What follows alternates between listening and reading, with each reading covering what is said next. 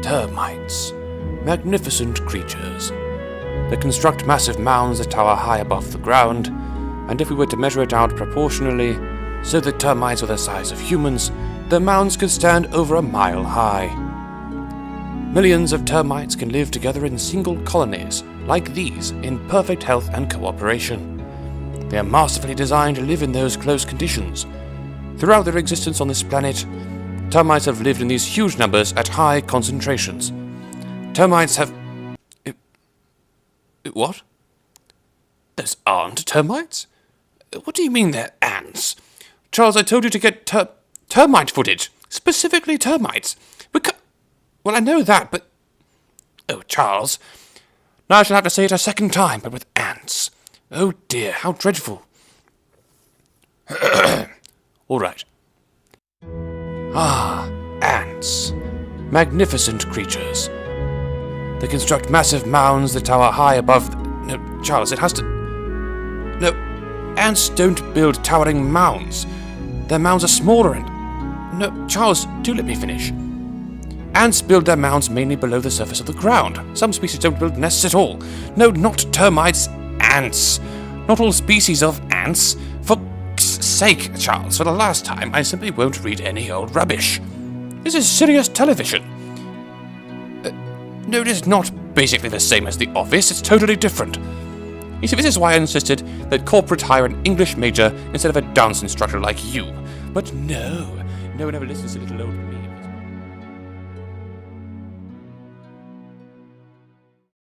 Well, hello there, and welcome back to Mudwalkers. My name is Chris. I hope you enjoyed that intro. It was a lot of fun to make. Do hit that subscribe button here on YouTube. It helps me a lot. Like, share, subscribe, all the things. If you're watching this on Vimeo, hit the follow button. It also helps me a lot. If you're interested in supporting what I do, there's a Patreon link in the description below, as well as a link tree that shows you all my social media. With that out of the way, let's get into the video. Most of us, if not all of us, know what termites are. We usually think of them as the little pesky insects that condemn houses or cost us thousands and thousands of dollars in damages on our houses and all these things. But how often do we take the time to step back and consider what an engineering marvel the termites are and their mounds? If you're not familiar with the engineering that goes into a termite mound, go look it up on YouTube. There are lots of great videos about it. It turns out they are not just, randomly piled, columns of mud. There's a lot that goes into those things, and it's incredible. They're climate controlled, they have air circulation, they have all kinds of cool stuff in there. Go check it out.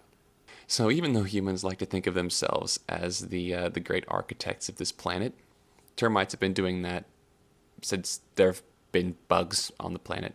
As long as the planet has had insects, termites have been building these amazing mounds. So while humans were still, in the Stone Age, and the most impressive things we're building were these relatively small stone structures, not these, towering skyscrapers we have today.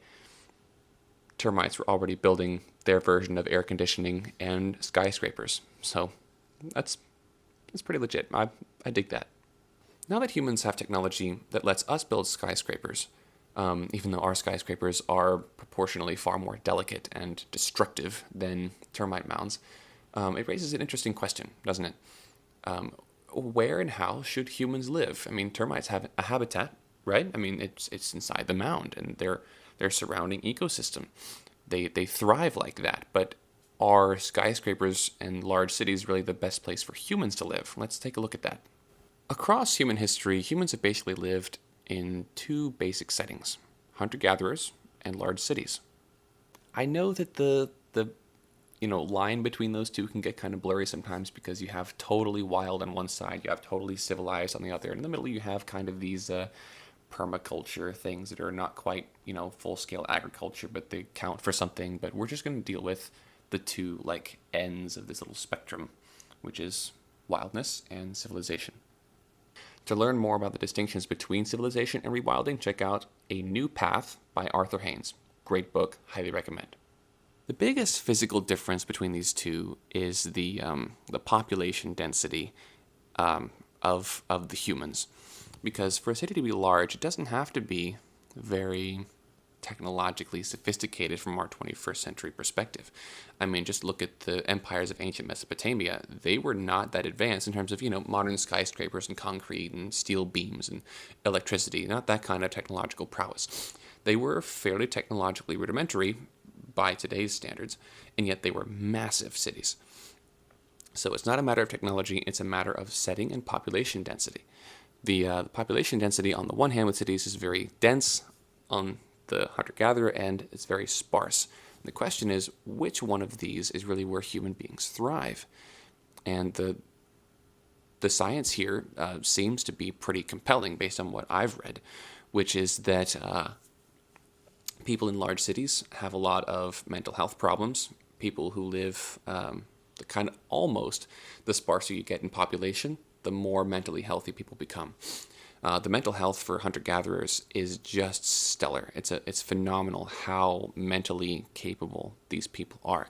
Versus large cities, you've got crime and disease and mental health problems and all kinds of stuff that pop up in these large cities that are not as much of a problem by far as they're much more serious in the city, much more aggravated and exaggerated there than they would be in a small village.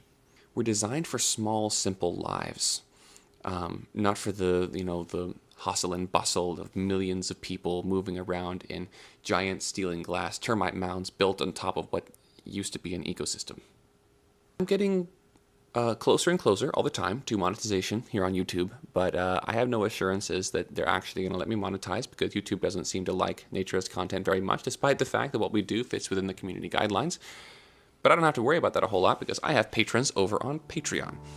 Guys, thank you so much for everything you're doing on Patreon. You guys are making this channel possible. You're keeping my work sustainable. Thank you so much. I can't thank you enough, actually, for what you're doing. Because of Patreon, I'm able to bring Mudwalkers into ever greater heights and do bigger and better things with it year to year, even month to month sometimes, than I've done previously.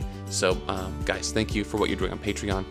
We have very affordable options. There's a link to Patreon in the description below where you can check out the tiers. The $10 option gets access to a monthly video call with me and the other $10 patrons. It's a great time to hang out and swap stories and share ideas and just in general meet people. I've gotten to meet people from all over the world I never would have met without Patreon. So I'm very grateful for that. It's one of my favorite parts of having Patreon. With that, let's get back to the video. Primates are designed to live in fairly low population density. It doesn't matter what kind of primate you're talking about. All around the world, the biggest primate groups, besides humans, tend to number in the low hundreds. You won't even find them in the thousands. It's always hundreds or less. Often with like chimpanzees and things, you'll find them in numbers less than 100. So from lemurs all the way to bonobos and gorillas and chimpanzees, the higher apes. Primates live in fairly small communities. This is just how primates do things. I know that humans are distinct from animals in a lot of ways, but as we're getting into in this video, we're not as different from them in terms of our psychological adaptability to large populations as we like to think. We're still mentally very, very well suited to small communities, not large communities. This distinguishes us from certain animal species, like termites, that can live by the millions, and that's just how they're meant to live. Primates, on the other hand, are not meant to live in that kind of life. Just take a look at cities and think about what they entail. Look at the crime, the disease, the neglect, the lack of empathy, the mental health disaster that we call city life. Hunter-gatherer communities tend to number between 50 and 200 people. And when you look at it neurologically, how many names and faces and life stories and things you can really keep up with in your head, that number goes up to about 200. You can really know about 200 people, and beyond that, your brain loses track of everything, and you get really stressed out, and you just can't keep up with it all. So when you move into a city with thousands or even millions of people, what are you doing to your brain? Let's say you had a car that had printed in the owner's manual or whatever, that it had a 900-pound weight limit. And then you decided you were going to haul 3,000 pounds of of luggage in that car and on that car to your destination, and then the car starts to crop up with problems, so you take it to the shop, you tell the mechanic the story, and the mechanic goes, oh, well, I mean, yeah, you exceeded the weight limit on the car. Your car is designed to do this much, and you asked your car to do this much, and that's just not reasonable. You're exceeding the capabilities of the hardware in this vehicle. It's not designed to do that. So, of course, there are going to be problems with it. You need to take it back within the confines of what it's designed to do in order to maximize its performance. Because it's never going to perform as well as you want it to when you continue to abuse it this way. You see where I'm going with this? Humans are not designed to keep up with millions of people or even to live around millions of people. We're designed to live around small communities of a few hundred max, maybe like 200, 250, if you really wanted to push it. That's about the size of a village that human beings are designed to live in. Imagine what would happen if you took a community of, say, chimpanzees, or let's go even more basic. Let's say spider monkeys. Take a community of spider monkeys and you bring all the spider monkeys in the world and you group them together by the millions. I don't even know if there are that many spider monkeys, but let's say there were that many, just for argument's sake. Millions of spider monkeys, like 5 million spider monkeys, and you stack them in these apartment complexes of these cages that are way smaller than they're really comfortably supposed to live in. Stack them, and you keep them all confined in this massive population density. And they're free to move around in between the stacks of cages and everything, but there are millions and millions of these monkeys around each other. What's going to happen? Absolute bloody chaos. There's going to be disease out the wazoo. There's going to be pests and parasites. There's going to be infighting and a bunch of cruelty between the monkeys. Why? Because they're just not designed to live in that kind of population density. It's not good for the monkeys. So what do? Do we let the monkeys live? Do we force monkeys to live in that kind of density? No. Instead, we see to it these monkeys, even in captivity, live in fairly small numbers because we know that that's healthy for the monkeys. We're not going to stack hundreds or thousands or millions of monkeys up in a very, very small space because it just wouldn't be good for them. Similarly, humans are not designed for that either. So why would we compress ourselves down into these large cities in such tight population densities? If you want to get into the sources for what I'm saying about population density, like I said, A New Path by Arthur Haynes, that's a great book. There's also a section on this in the book The Comfort Crisis by Michael Easter. That's a great book. I highly recommend it to everybody. But they get, in-depth with the sources and everything, and I'm just going based on memory. But those are the guys that gave me the information that I'm talking about here, and I hope that I can be a springboard to push you off to serious sources with this material. I hope that I'm being thought-provoking and encouraging you to go do some more study. So we talked about monkeys. Let's talk about termites. What if you took 50 termites and you just kind of spritzed them onto the forest floor? What's going to happen to those 50 termites? Chances are they're not going to last very long. Okay? So if you have millions of termites and you put them in a mound, they'll be fine. You take millions of monkeys and you put them in a similar situation, the monkeys will languish. Okay, if you switch their systems up, it doesn't work. We are primates, not termites.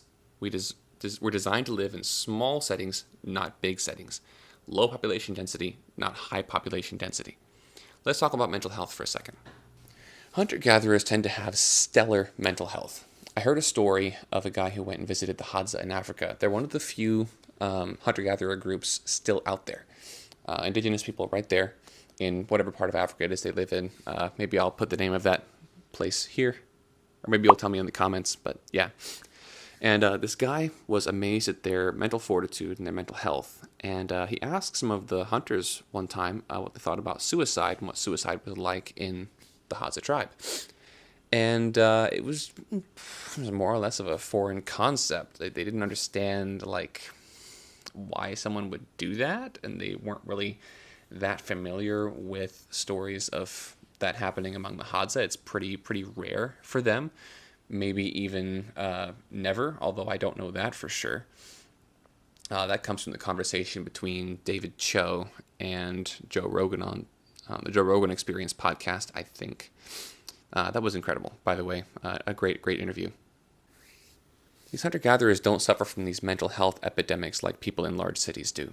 They just don't, because they're living more like how humans are meant to live. When you make your brain do things it wasn't meant to do, it's going to start glitching. When you let your brain do what it was designed to do, like in a hunter-gatherer situation, your brain is going to function at a much higher level. Your brain is going to be much more balanced. You're going to have better mental health. I think this may have been part of the reason why Yahweh gave the mandate for mankind to spread across the face of the earth instead of staying in one spot. There's a moment in the early part of Genesis 11, I think, where we have the Tower of Babel story, and the people say, let's not spread out, let's all gather in one place. And what does Yahweh do? He goes down and he scatters them across the face of the earth. He just changes their languages, they can't understand each other, and they just kind of move away from each other. I know if I all of a sudden couldn't understand anyone in my neighborhood, if they all just started speaking some new unknown language overnight, I wouldn't stay. I would probably move, because there's no way that's going to actually function.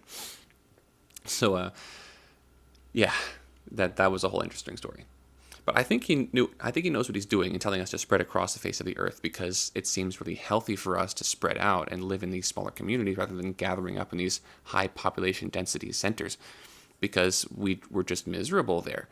The mental health is absolutely in the rocks. Crime and disease go up. It's just awful.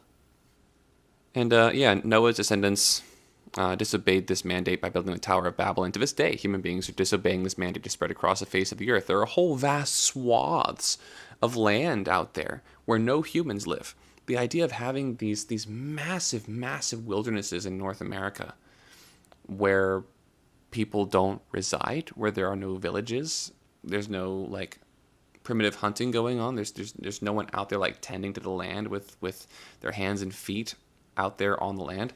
It's just mind-boggling to me. There are so many places where humans could still be spreading to, and we're not doing it. We're not in keeping with the mandate to spread. So with all this land out there, it's madness to think that people would move from a lower population density area to a higher population density area. Just because they want to. I can't imagine wanting to move to a large city. Now, I would move to a large city for humanitarian reasons to try and help people. Maybe. But not for pleasure. I wouldn't do that, because I don't see anything pleasurable about it. I've been to New Orleans a few times, and I go back because I have to for certain things. But apart from these specific reasons, when I enter the city, I leave a city as soon as possible. I don't like large cities anymore, and the more I learn about them, and the more I learn about human psychology and neurology and hunter-gatherers, the less I like cities, honestly. Christianity has been a major force in the West in depriving people of their culture, their language, and their heritage. A lot of Christians don't like to think about it, but there's definitely blood on the hands of our ancestors in those terms. That's not to say that the indigenous peoples were always innocent. They were not. A lot of the indigenous peoples practiced slavery and ritual rape of captives and scalping and all kinds of other things, and blood feuds, and just things that we moderns wouldn't be proud of. So there's guilt on both sides, but there's no excuse for cultural genocide. Now, regular genocide is, of course, the wholesale slaughter physically of a whole people group. Cultural genocide is the erasure of the people group culturally by assimilating them into a culture that is not their own. This happened when white settlers forced Native Americans to wear Western clothes, eat Western food, live in Western houses, work Western jobs, go to Western schools, speak the Western language, and practice Western religion. And a lot of traditions were lost as a result. And a lot of Native people now live in cities, which is a tragedy, because a lot of these people's ancestors were living in a really, really good way that Christians should have learned from. But instead, there was a lot of conflict that cropped up, and the conflict ended really badly for, frankly, everyone. As a rewilder and a naturist, it breaks my heart to see Christians practicing cultural genocide. As a Christian, of course, I'm going to say that it's important for us to bring people into the fold and help them repair their relationship with their Creator. But that does not mean changing the person's language. It doesn't mean changing how the person dresses, for the most part. It doesn't mean lots of things. It just means changing this person's relationship with the Creator of the universe. Anything that is not a hindrance to that should be left alone. That includes the housing, that includes the diet, that includes the language, that includes traditional garb, all kinds of things. Leave that alone and keep traditional knowledge intact, because even if you just want to use it to for your own agenda, keep it around, because you might find you learn something from it. Maybe you'll learn something useful about the people that you're conquering, or what have you. It's in your best interest to keep that knowledge alive. And yet somehow a lot of it has ended up being lost. I'm not even saying people should do it that way. Of course, you should just retain this knowledge because it's knowledge. It should just be held up. It should be preserved. I'm getting off on a whole rabbit trail. I'm ranting about this, but yeah, there you go. Back to the video. I saw a great video once of an Australian Indigenous lady talking about how there's a very recent cultural memory for her people when they were out on the landscape. They were wild. They were free. I would say free. But then white men came along and started giving them all kinds of things and teaching them things and leading them out of the land and into the cities. And she said that the transitions there were catastrophic. And she wishes that her people could go back to the way that things were before. And I wish that civilized people, religious or otherwise, would just leave indigenous peoples the heck alone, for the most part. And I think that there are humanitarian things that we can and should do for people. Like when people are suffering from a curable disease, let's get them medicine. When people need surgeries, let's give them surgeries. People ask me sometimes, because I'm a rewilder, caveman, hippie dude, when's the time period you'd most like to be born in? And I say now. I say the 21st century, because we have the capacity to help people in ways never before dreamed of. We can literally make the blind see and the deaf hear and the lame walk again. That's incredible, okay? The 21st century is pretty amazing, technologically speaking. But there's got to be a way to marry that to a more sustainable life system. Unfortunately, that's extremely dangerous, and it's just not feasible. It's possible, but not feasible, because as soon as you start trying to downgrade people's technological status in day-to-day life, these people become very easy to oppress. That's a problem, because there are lots of people alive in the world today, and pretty much all through human history, who would love to oppress people. Wherever there's a technological disparity, there's oppression. They're across human history. Where there's a forced disparity between, say, the government and the people, the government always wins.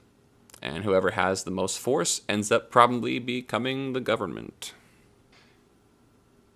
There was also a study done with Indigenous Australians in terms of, lifestyle and diet. And they took some Indigenous guys and they brought them to the city and gave them all the usual things, housing and, conventional civilized food and conventional civilized jobs. And these guys got kind of, foggy mentally, and their mental health started to decline, and they got fat and weak. Well, then the experiment said, okay, well, let's reverse that and put you back in your usual lifestyle, and everything reversed. Their mental health got better, they were stronger, and they were leaner. They lost all that extra weight.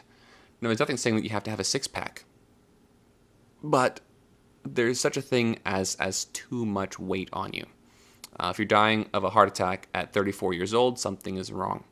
Well, that's what they discovered, was that when they took these people from a traditional lifestyle and brought them to civilization, put them back, these people switched back and forth between healthy and unhealthy. They were healthy in the wild, unhealthy in captivity, civilization. Healthy on the land, unhealthy in the city, back and forth and back and forth. They could just switch, which shows that our biology is not that different. These people aren't the way that they are because of genetics. They are the way they are because of their lifestyle to a great extent. Some of it is genetic and epigenetic, but a lot of it is lifestyle. We are primates, not termites. We're meant to live on the land, not in a big city. That's the gist of the video. For more on this subject, especially to get in the nitty-gritty of sources and studies and all that, I highly recommend those two books I mentioned before, A New Path by Arthur Haynes and The Comfort Crisis by Michael Easter. Hugely informative books, very inspiring too, especially The Comfort Crisis. Very, very hands-on. I haven't finished New Path yet, but I'm working on it. It's it's long, but it's extremely informative. I highly recommend both books. I'm rambling, so that's the end of the video. I'll see you in the next one.